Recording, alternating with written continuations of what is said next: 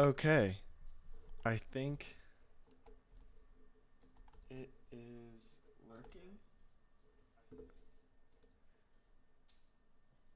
Oh, it's super latent, but that's what it is. Basically, that means for anyone viewing, I'm officially in the future compared to what you're perceiving. So that's kind of fun. All right, here we go. Now we're started. Mornings with Michael. That's what's up. I've got my coffee, which is full of caffeine. Yes, very much needed. I've got this basic primitive cube in the middle of the screen. So much promise. Look at this. Anyone who models, you see this cube in the empty scene. Even Blender people, you wait. Actually, for just to give nods to the Blender people, I should probably delete this cube first, and then create a cube. I get it. That's a necessary part of being a modeler. You must first delete the cube to then create the cube. And actually, I'm gonna delete the cube again because today I wanted to focus on creating a character for a video game that my wife and I are in development for. This character already exists. This character already exists in a more toonish form. I'll bring up a little image of that. But we want to convert it to PC. We're going to do a story arc that's a PC version. And because of that, I wanted to push the graphics a little bit more towards realism, just because I love that sort of realistic looking graphics. And so here is a little idol of the Toonish character. And today I'm going to basically take this same character design, but model out some of the elements of like her pants and her legs, with the shirt and her hat. That'll be on a more realistically proportioned model, and we'll go ahead and jump into that. But to stay true to the title, I wanted to pay some respects to a mix that I've been listening to. I'm still a little bit foggy as to what the copyright stuff is here on YouTube, so I'm not going to play anything, but I wanted to give a shout out because, man, I really, really like what they're doing right now. Once that pulls up.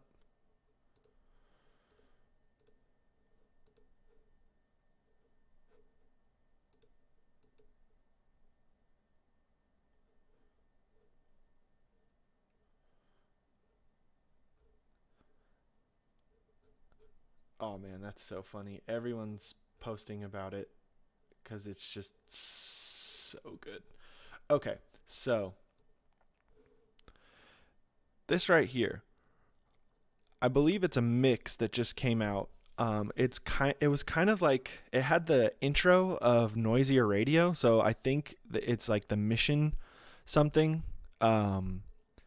The mission mix that they're doing. I'm still trying to catch up on all the terms that they're doing, but wow, this, if you guys like drum and bass and you like experimental electronic music, Vision posted about it, Skylark posted about it, Ground posted about it, Vision, like just look this up. It's the Mission. Yeah, here we go. Check this out. Mission 1 mixed by Pasai. And I think that's how you say his name. Yeah, I hope I got that right. But straight up, what this mix is crazy. Go listen to it if you like weird, fast-paced, aggressive electronic music. Yeah, speechless. Check it out. All right, back to the modeling section of Mornings with Michael.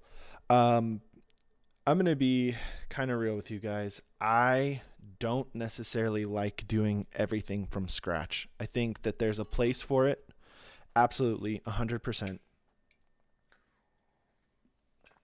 I'm also a firm believer in focusing on story and focusing on execution.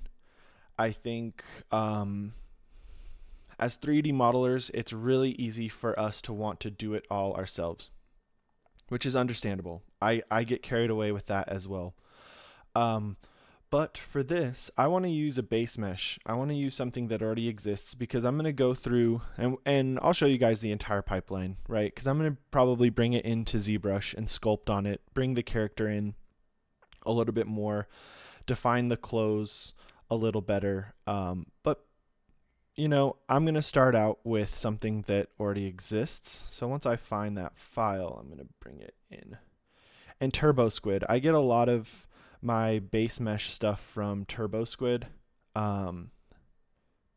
It's just, it really is a good way to get some of your base mesh stuff ready to go. And then you can accent it all you want.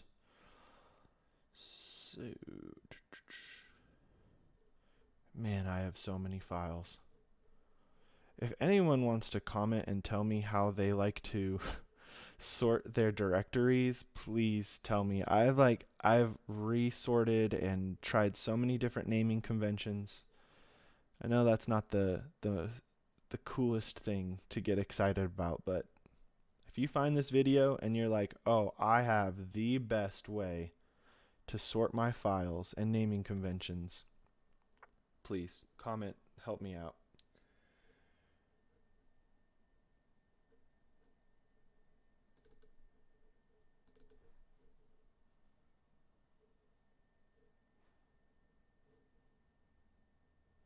Okay, so I think it's this one. Yeah, here we go. So these are actually really, really awesome base meshes that I really like to start out with. Since it is a female character, we're going to start out with the female character. But if you wanted to use sort of like a kid character, they've got a really nice kid character base mesh. And if you wanted to go with a male base mesh character, they also have a really awesome base mesh character. Let me bring up TurboSquid and give a shout out to whoever made this, because it's free and I think it's really cool that they let you have these things for free. I really respect that. I wish I had a little more time to make things specifically for the mass public.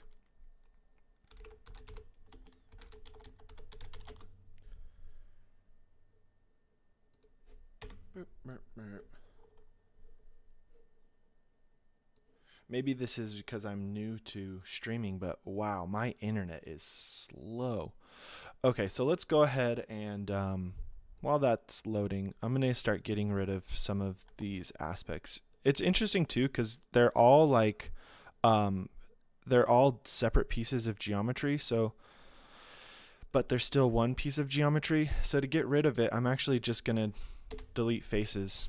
And then once I delete all the faces that aren't on the character that I actually want, I can go ahead and, you know, freeze transforms and get it closer, delete history, have it be closer to it being the actual model that we'll deal with. So we're going to center, actually, no, I'm going to put that origin back there. That's a good place to have the origin for like root motion and other sort of animation things. So we're going to delete the history and freeze transforms. So now this is like pretty much, as we can see, it's zeroed out in terms of scale. We can double check scale, see if I'm pretty sure when you import this file in, it is actually to scale. But we'll double check just to make sure. I'll show you kind of what I do to make sure things are to scale, because you'd be surprised how important it is. I remember when I first started, I was like, oh, why does it matter if it's actually to scale? Isn't it more important for it to be proportion? Turns out that the slightest change in proportion is actually kind of what pulls you out of it being real. So after I figured that out, I just do everything to scale just to be sure. Let's see if I can find these free characters.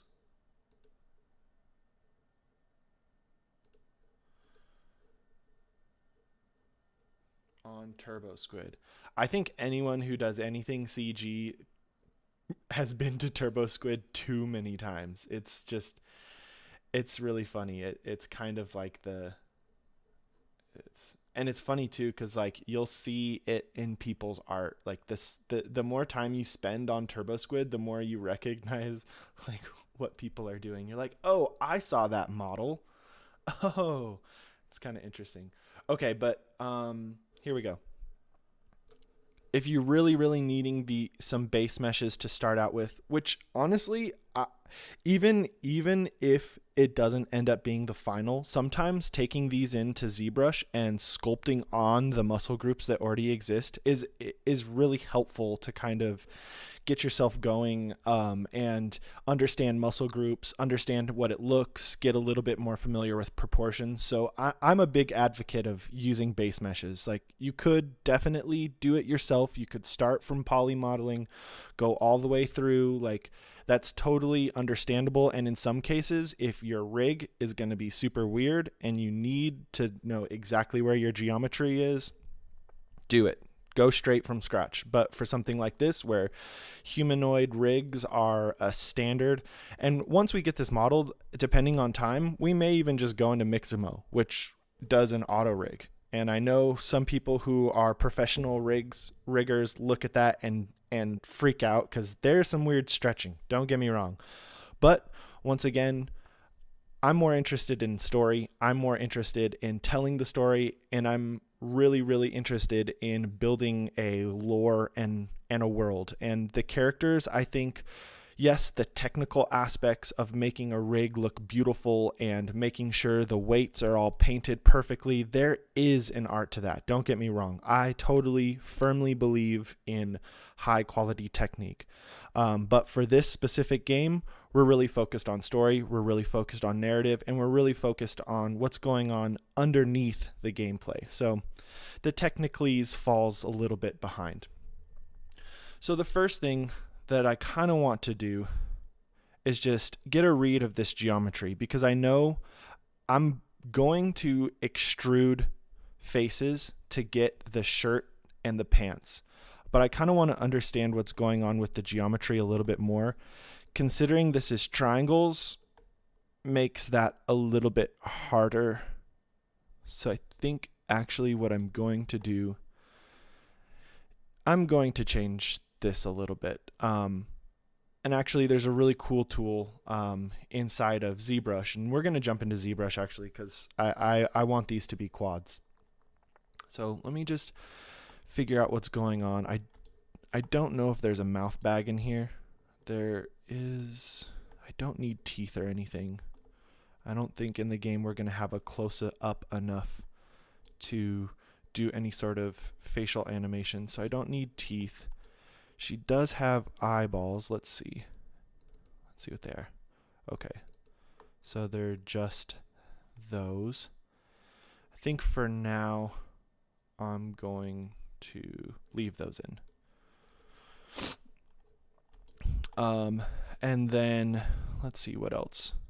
I think for the sake of it being public, I won't remove any of the other stuff, but let's just go ahead and export this out for now.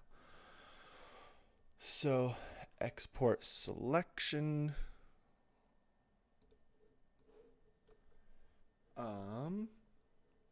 Just put this in a local repository for this project. I have a models folder specifically in the project that has been set, and we're just gonna name this female base mesh. You can't see it because I don't want you to see it. And now we'll get into ZBrush.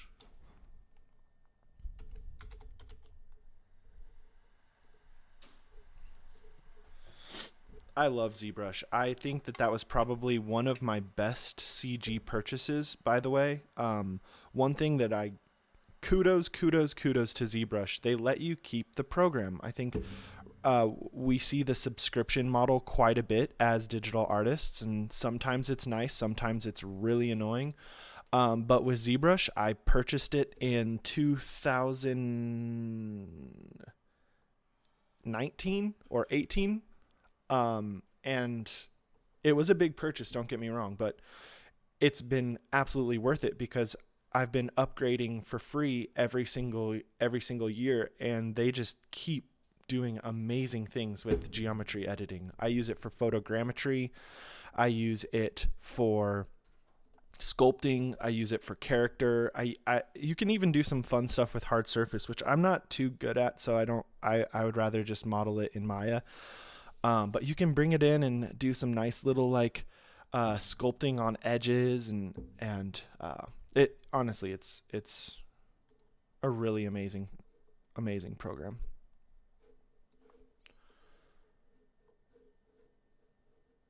So I'm gonna try to find where I put that base mesh.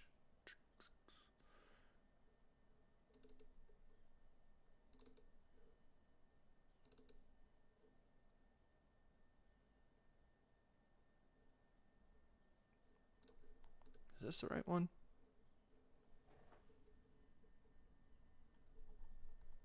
Is this what I just exported? What? I probably should have named it something other than female base mesh because I have so many different female base meshes. All right, try two. Here we go. We can do this time. I'm just going to copy this directory and paste it in when. I'm just going to name it something else too. Oh, and I saved it as a my binary. Oops, should probably be a obj. Okay. I'm rushing myself.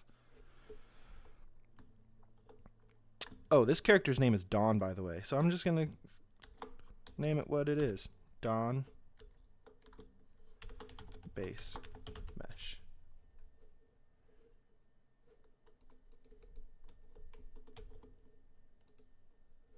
Cool. All right, let's go back into ZBrush. I don't know where my ZBrush icon is. Funny story, actually. I had a professor at CU Denver. So I'm a student of the DAC program at CU Denver. And our lab manager, he actually took out the default icon for ZBrush and used one of the face/heads of one of our professors in the actual icon, because that professor would make a joke all the time about CG people being tools. Like you go into a studio and you have to think of yourself as a tool that's trying to be a part of a larger mechanism, essentially. So because that was something that he said so often, because you save out tools in ZBrush, you save basically your scene/models out as tools. It is really funny to have your tool icon with the face of a professor on it. I always thought that was really creative and funny.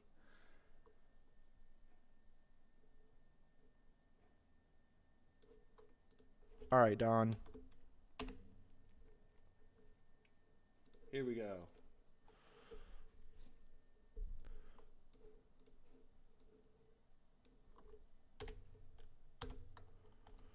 Okay. One thing that took me forever to figure out is in ZBrush, when you first get a model, you have to like click and drag and it shows up, but then you have to hit T. And what that does is it changes from these tools to these tools. Oh man, I remember the first time I was in ZBrush, I would just duplicate so many because I would just click and drag and click and drag. And one thing that I also really like is if you hold shift, it snaps to the rotation. That is so helpful. Like, oh man, I need to use that all the time. And then zooming in and out is control and right click. And then panning, of course, is alt. Oh, wait. Alt right. Alt right click. Oh man. Let's just say ZBrush is not my best. But I do really like the tools. So just to recap again, this geometry right now is full of triangles, and that's okay. Triangles aren't bad, but I know I'm going to rig this thing, and usually when something's being rigged, you're going to want quads. So there is something in ZBrush called the Z remesher, which I really, really like, and that can remesh into quads. So we're going to go to Z remesher. I'll freeze borders just to be safe. I'm not entirely sure. I want probably double the poly count, maybe, because right now they're triangles, and a triangle is 2 faces compared to 1, or maybe it would be same. I don't know. We'll see. We'll see what happens. I'm going to start out with same and just see what happens.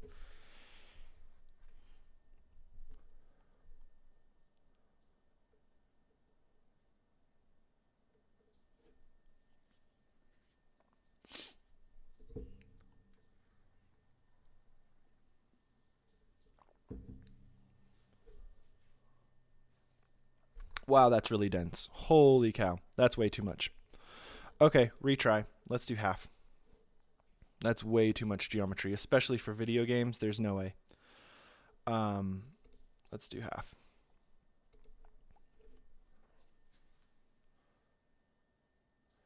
And I think too, if at least the edge flow is good enough, I can also bring it back into Maya. And Maya's got a pretty good decimator now. I've been pretty pleased with that. So if the edge flow is nice, then we might just bring this back into Maya. And man, that is still a lot of geometry. Ugh. Let's see though. The edge flow isn't bad. The elbows. That's, oh, man, the elbows. Anyone rigging stuff, I don't know what it is about elbows, and I don't know why it always looks so weird, but there's enough geometry there, at least it won't look weird. So, that's still quite a bit of geometry. I'm not sure. Let's see if we Dynamesh, because I know with Dynamesh we can pick a specific resolution, and now that we have quads, I think this might work. Let's start with this resolution and see if it just... Oh. Okay. Dang, crashing on live stream. Wow. Super professional.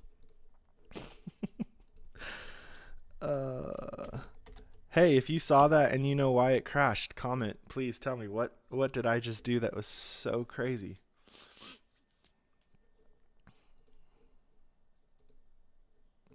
Yeah. Thank you for auto saving. That's nice. Okay. Oops. Control N. See, that's what I'm talking about. Why it does that, I'm still not entirely sure. Let's go back to homepage. Nope. Lightbox. Quick save.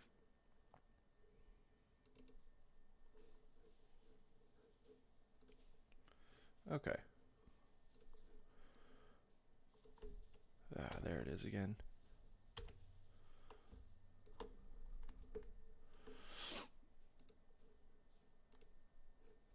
Okay, so it has that geometry again. Why would it freak out about Dynamesh? That's so weird to me. Let's try it again and see what happens. Yeah? Because I felt like I've done Dynamesh on way higher poly. Like that's only 180,000. That's like not that much compared to what I've done in ZBrush before. So maybe I missed something, or maybe I'm making stuff up. Could be either. Let's try again. Oh, damn! What am I doing that's so crazy? Oh, it's freaking out. It crashed again.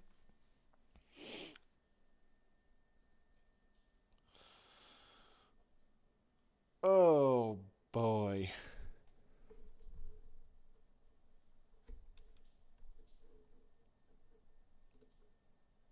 Yep. Close the program. All right. Well, let's try something a little different.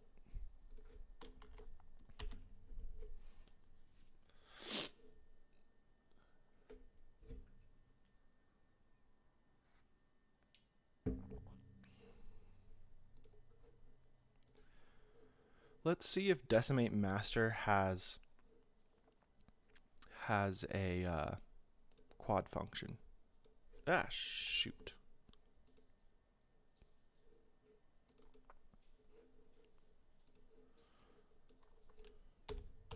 I hit F, by the way, to frame it. Oh, and let's get rid of this new document. No.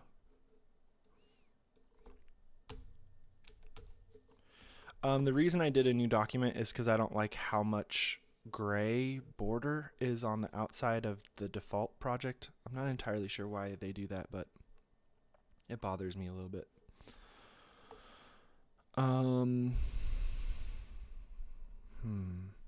That geometry is kind of poking out too.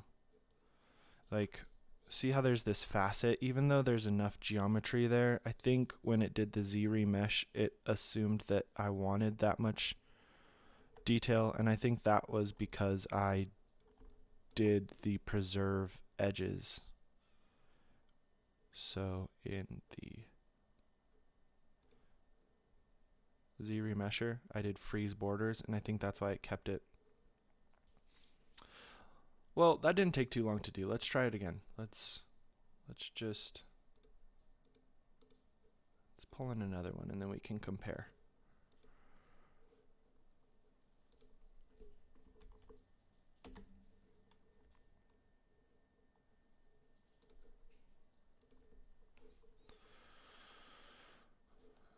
Okay.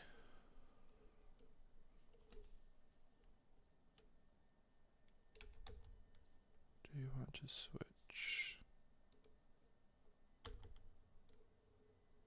Okay. So let's go back into the Z remesher on this specific one, geometry. And I won't freeze borders this time. And we know we need like half the geometry maybe, because that last one was so dense. It's crazy. And I'm not freezing borders this time, because I think that's what kind of kept that facet.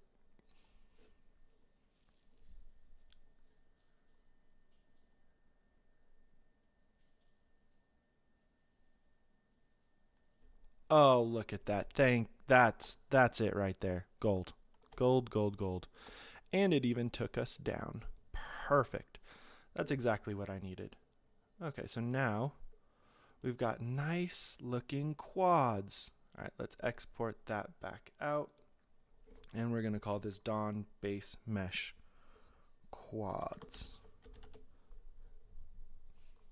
OBJ. Yay, thank you, ZBrush. And we'll probably come back and sculpt a little bit later. That will probably be a different morning, but for now, we're just going to start with a little bit of stuff. Oh, especially too, the new cloth sim stuff in, you know what, that's what I'll do next morning. Next morning with Michael, we're going to sculpt a little bit on this character, and we're also going to play a little bit with the new cloth sim in ZBrush. But for now, we're just going to kind of set it up to be able to do that. So let's go ahead and get rid of this one. That was great. But now we have a nice quad version.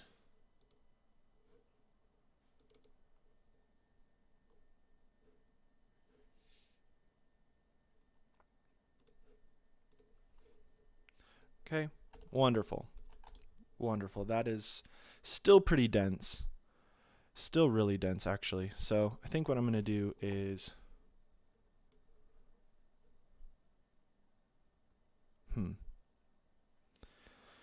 I know there's going to be some bending here. I know there's going to be bending here. And I know there's going to be bending here. And there's going to be bending at the toes.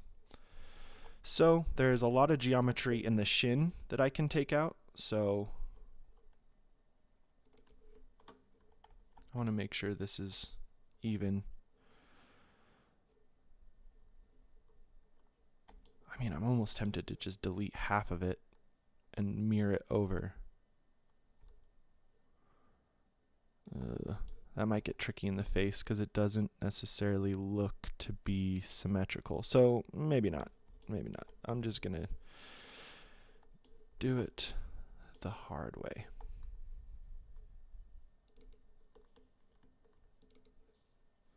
And so I'm going to go every other. I said that as I don't. I'm going to go every other edge loop until around the knee, because I know I'm going to need a good amount of geometry at the knee because that's where that joint's going to go. And when the character is walking and running, that knee is really, really flexing. Actually, let's just... Oh, another thing in Maya that's really important is if you just hit delete at this point, it keeps the vertices, and that's super annoying, especially when you're trying to do subdivisions. So make sure that you're doing control delete. Control delete completely removes everything about that edge, face, or vertice. So if I go into verts, now we notice there isn't a vert where that edge used to be. I've got caught up on that a couple times, so just be wary. If you're trying to delete an edge loop and you really don't want leftover vertices, make sure you're hitting control delete. It's a super useful thing. That's still taking the shape pretty well, so I think I'm going to keep going every other.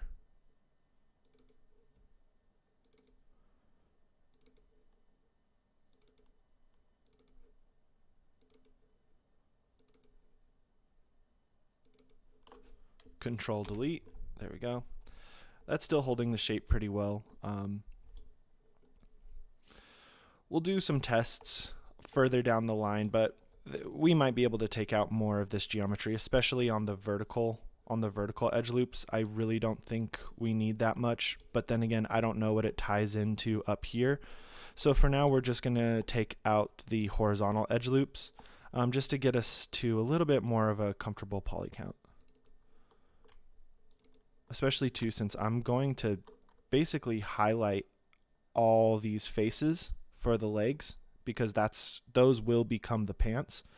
And then when we bring the geometry of that extruded, duplicated the faces of her legs, that's what we're going to bring into ZBrush and do some of the cloth sim, as well as maybe sculpting some of the folds if there's folds in there that we didn't get from the cloth sim. Actually, I think that might have been a little too close to the knee.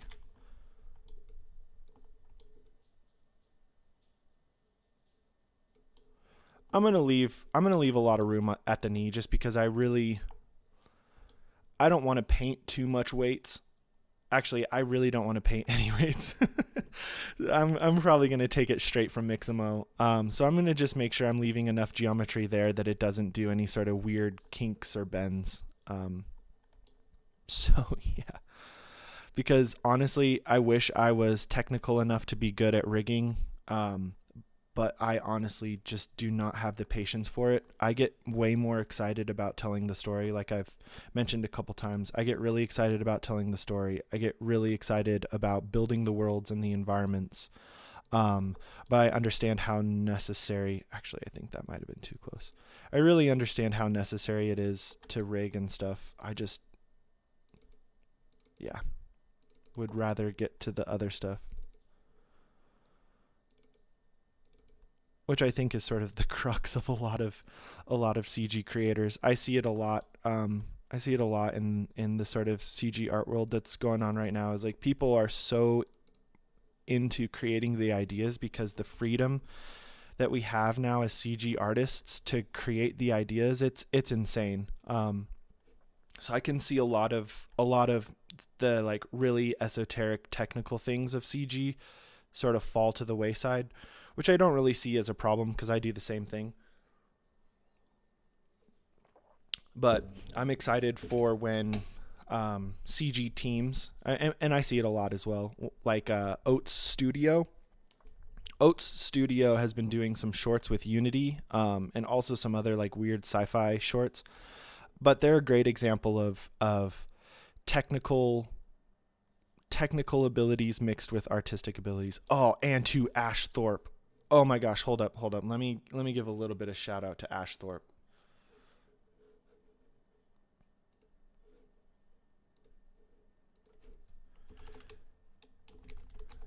If you're in the CG world, you probably have heard of Ash Thorpe before, and so I apologize for talking about something you're like, oh God, who doesn't know Ash Thorpe? But I love his work. He recently did, well, not recently, it's been a minute, but he did a short called Passage, And I can't play it, of course, because I want to respect the copyrights of everything. But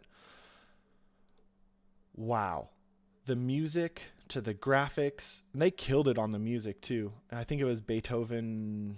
I don't remember exactly, but I'm going to just pull up a couple little clips. I think one of my favorite clips, I'll show you at least a little freeze frame of it.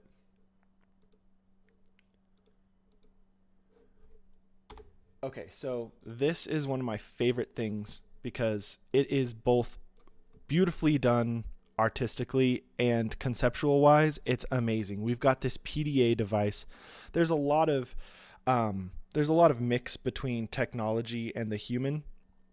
And this hits it home because I'm pretty sure this is an RNA sequence. I'm not totally sure. And once again, my knowledge of super esoteric technical things is limited, but I'm pretty sure this is RNA, which is a beautiful sentiment. This idea that human is tied with code, which is tied with technology.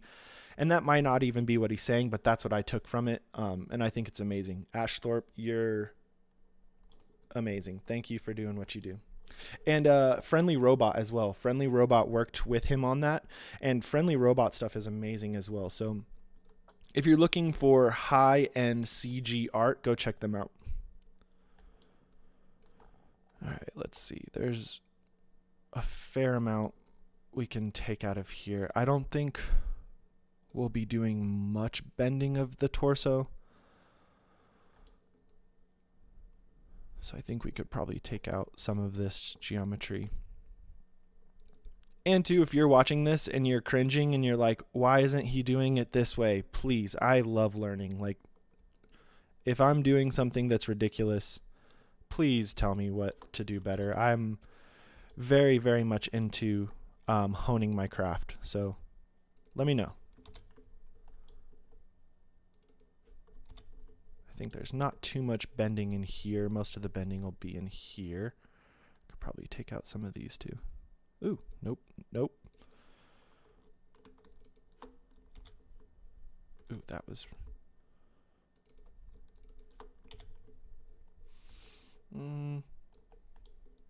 that's looking okay. I think most of the bending will be around the pelvis. I don't think we'll need too much movement in the chest because, I need to know what that geometry looks like. I'll dive into that a little later. What does this do? Oh, that's into the shoulder. The shoulder is going to need that for sure. So this might kind of stay the same. The neck really doesn't need too much.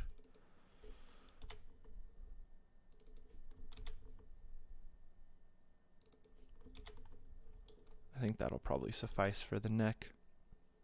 The face, I'm not going to worry about too much because I think we're going to put a hat on her to mimic the last character. So there's a good chance I might just take out most of those faces. And that's another thing I kind of learned with gaming as well is like, if it's being covered, just delete the faces. Like, perfect example, right? It's really, really simple. If you've got this cube, and this is like a piece of geometry, right? And there's a ground.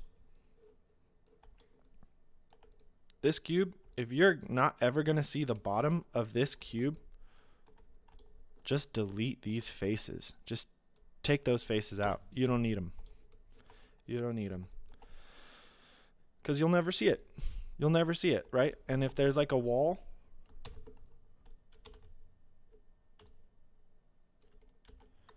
there's a wall right here, and you know that you're never going to see the back of this object, take this face out.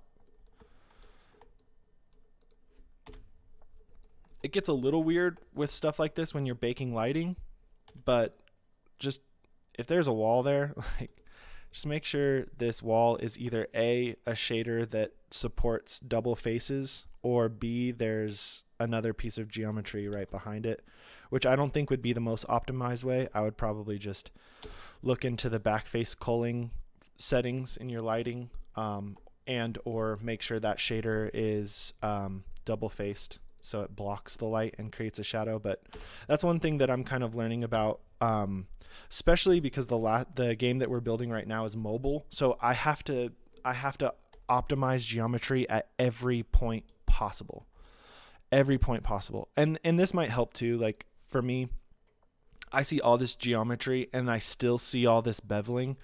Sometimes, like, I like to work with the soft edges on. That way I can get a better idea of what it would look like when I trick the lighting. Because if I export this model with the soft edges, in a way it kind of smooths out the normals for the lighting. Like it'll tell the normals to not stay so rigid, so I believe so perpendicular to the face. And maybe a different morning we'll go into the technical stuff of normals and faces. But that's a lengthy discussion in and of itself, and I don't really know if people want to get that technical. So let's get back to deleting edges so we can get this model closer to a video game level of geometry. Oh, and I can't wait for Unreal 5 to come out, and then we don't have to worry about geometry ever again. Yeah. I'm sure that's kind of an overstatement, but if you're in the video game world, or you're wanting to speed up your render times because you don't want to wait for rendering forever, real-time rendering is a thing now. So if you've got a good GPU, go maybe think about rendering your stuff through a platform like Unreal, because they're killing it. And in Unreal 5, I think they're planning to do away with a lot of the issues of geometry. It looks like wizardry to me, so I'm not even going to try to explain how they're doing it, but they're doing some sort of crazy memory transferring. I don't even know. But what they're doing is amazing. They're trying to be able to allow for movie cinematic level of detail meshes, to be able to work with the lighting that they're doing and everything else. And as you can tell, I kind of don't know what they're doing because it's black magic, I'm sure. Let's see. Where is that? So that's 1, 2, 3, 4, 5 from the tip. 1, 2, 3, 4, 5. Wait, did I do the fifth one or the sixth one? Second try. 1, 2, 3, 4, 5, and then 6. Delete. Okay, that's what I got here. 1, 2, 3, 4, 5, and then 6. Delete.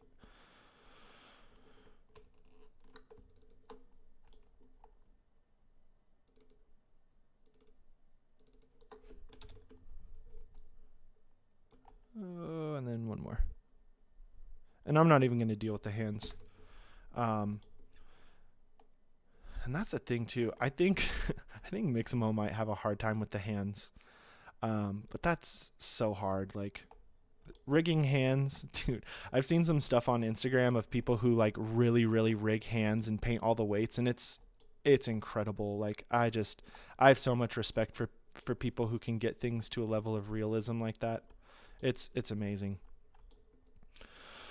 Okay, so we're looking close to, let's see, how many, I gotta figure out where, I had it in my old setup with Maya, so I gotta re-look it up, but I like to be able to see the faces and verts.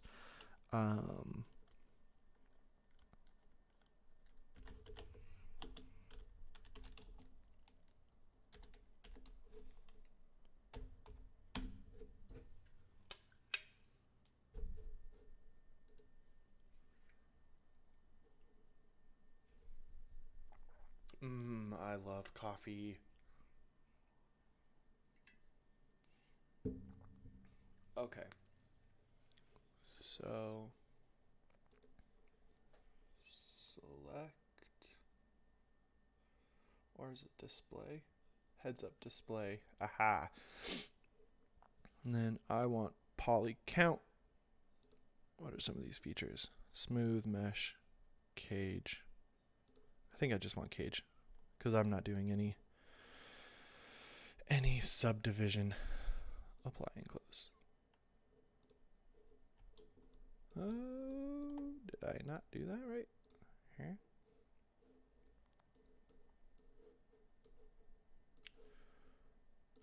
Display. Heads up display.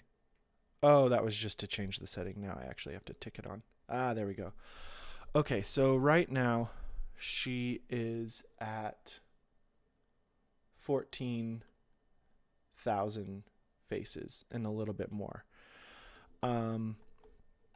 Which I think is going to be okay too, because we'll probably have a shirt and we'll delete all this. We won't need the brassiere and the underwear because we're going to actually have geometry on top of it. But just for the sake of appropriateness, I'm going to leave those on for now. So I think the next step is let's duplicate some of this geometry. So first I need to separate these so they don't so they aren't included in the geometry of the pants. So we'll separate those. Okay, so now those are their own geometry. And then, oh, this is another thing I do in Maya all the time. I don't really want to sort through all those menus, but I know what I just did. So if you hit G, it just does the same command that you just did. So I hit G and it does the separate command. That way I don't have to go all the way back through those menus again. And I do that all the time. I love that. Oh, and another fun thing that I do as well. So middle mouse click on a tool lets you bring that back up. So like, let's say I want to do something weird like, oops. Let's say I want to make a circle of humans. So take this. Here's the origin. It'll duplicate around this origin now. So I go into, so the first time I go into edit, duplicate special. Let's do 72. No, it won't be on that axis. It'll be on Y, I think. Oh God. 72 degrees, and I want to duplicate 4 of them, so it makes 5. And if I duplicate special, I messed that up. All right, so let's say like, oh, that's good, but I did something and I deleted all of them, but I want to do that duplicate special again. All you actually have to do is middle mouse click the menu, and it'll bring it back up. It'll bring up the last thing you did in that menu, which I really like. Oh, that's why, because it needs to be 4, because we have the 5th one already.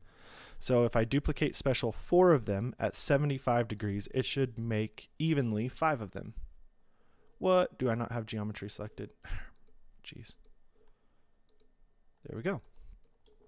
So that's a fun little thing. 2 things. I love duplicate special, and I love being able to just middle mouse click the last window that I used.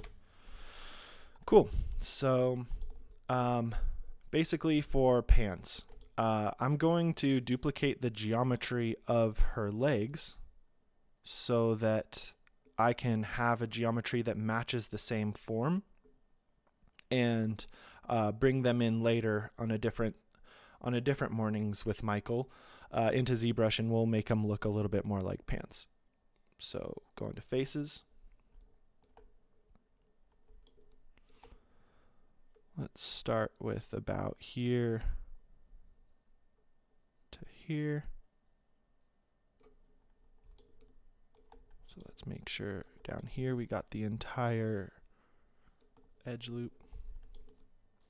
And here looks like we missed some. So we can do this, get that,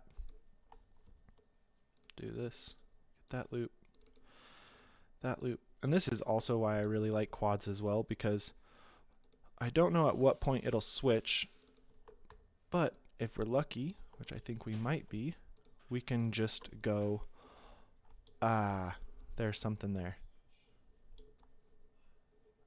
Where was that?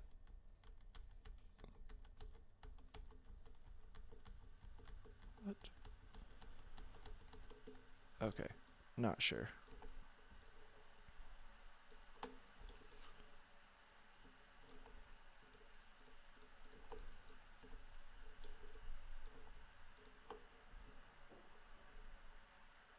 Okay. So I think that's probably good for where active wear pants would go up to. And once again, we can edit all of that later. So let's go ahead and duplicate these faces. Oops. Make them just slightly bigger. There we go. Now those should be their own geometry. Did we miss faces? Yeah, there were faces in there that we're missing. Okay. We're just going to have to do this. I will bring this over here.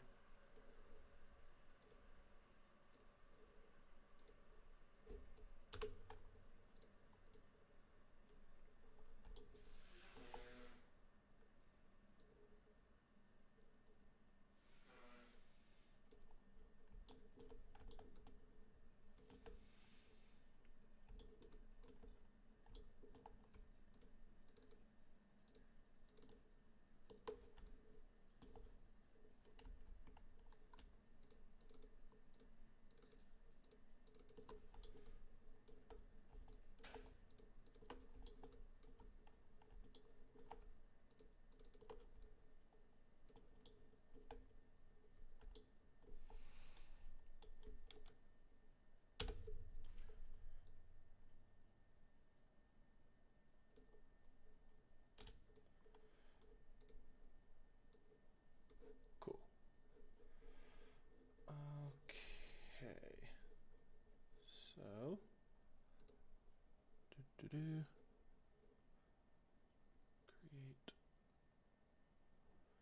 Where are you? Outliner. There we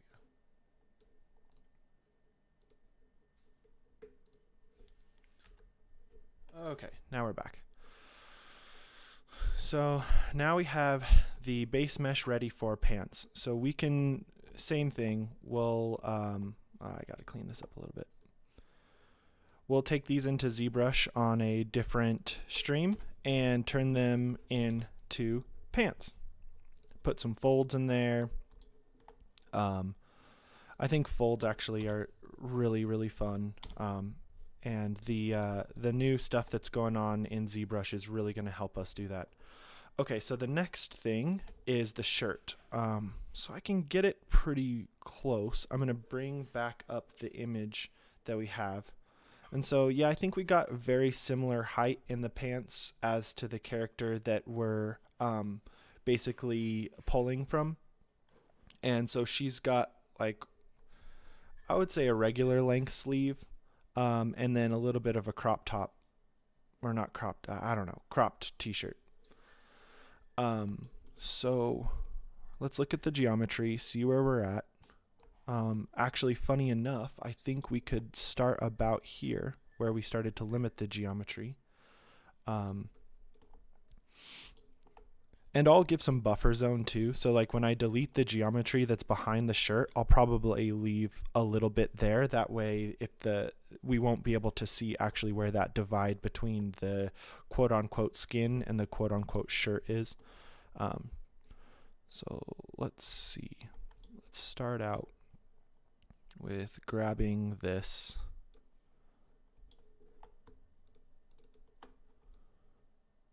Okay.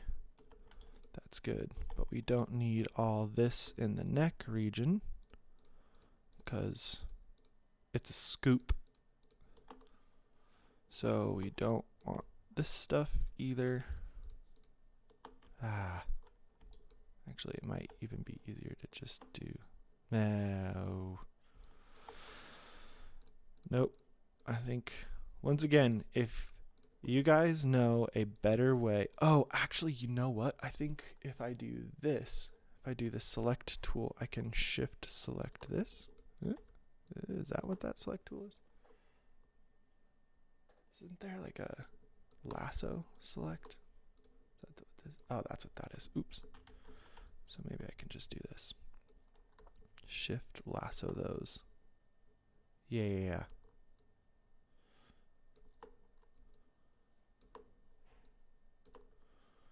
Oh, but that's oh, it's getting the ones on the front. Okay. We're just going to have to do it the manual way. That's okay. There's plenty of control doing it the manual way. That way we get exactly the geometry we want.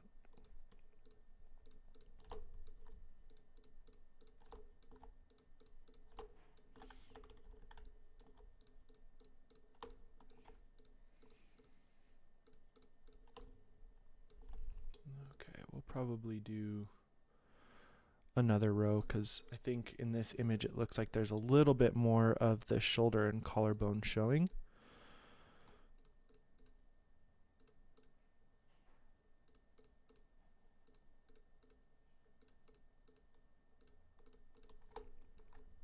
And we can round it out too when we're sculpting. But I think for now that it'll be something kind of like this.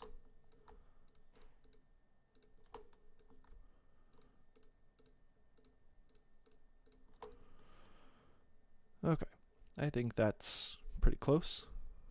All right, now let's see what these edge loops are doing. Nice. Did it get anything weird? Nope. Okay, cool. Ah.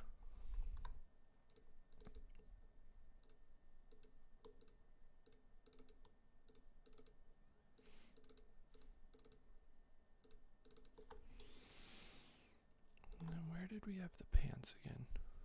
About right there. So that's probably good. The question is, did we miss anything? Hold on 1 second.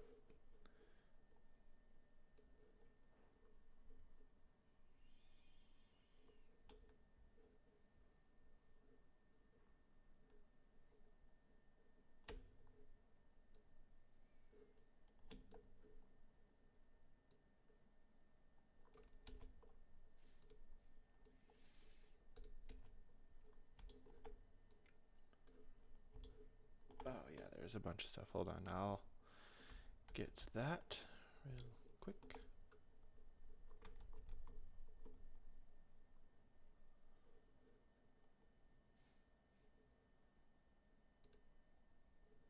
I think actually this could work, just doing it in wireframe.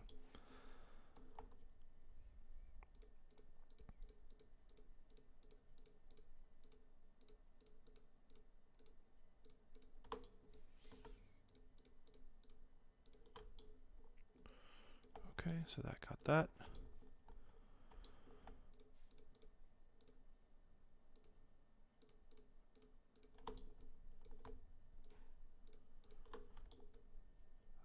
Okay, I think that got about everything. Cool. So now we can take this geometry and duplicate it. Make it just a little bit bigger. There we go.